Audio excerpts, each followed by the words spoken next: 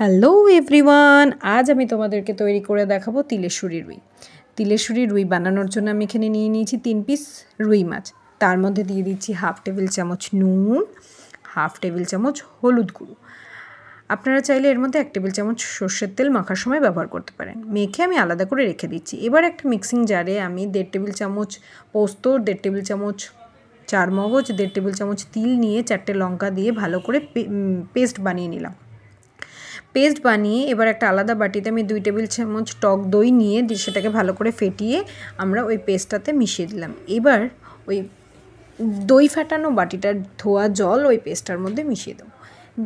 দেওয়ার পর ওই পেস্টটার মধ্যে 1 টেবিল চামচ আমরা জিরার গুঁড়ো, 1 টেবিল চামচ ধনের গুঁড়ো এবং 1/2 টেবিল চামচ নুন মিশিয়ে রেখে দেবো। এবার আমরা কড়াইতে 5 টেবিল চামচ তেল দিয়ে যে 3 পিস মাছ, সেই 3 পিস মাছকে ভালো করে উল্টে পাল্টে ভালো করে ভেজে নেব, একটু হালকা লাল লাল করে দিয়ে আমরা প্লেটে মাছগুলো তুলে নেব। ওই মাছ ভাজা তেলের মধ্যে আমরা ব্যবহার করব এলাচ, দারচিনি, লবঙ্গ, শুকনো লঙ্কা আর তেজপাতা ফোড়ন হিসাবে দিয়ে তারপরে আমরা যে পেস্টটা বানিয়ে রেখেছিলাম সেই পেস্টটাকে আমরা ভালো করে মিশিয়ে দেব।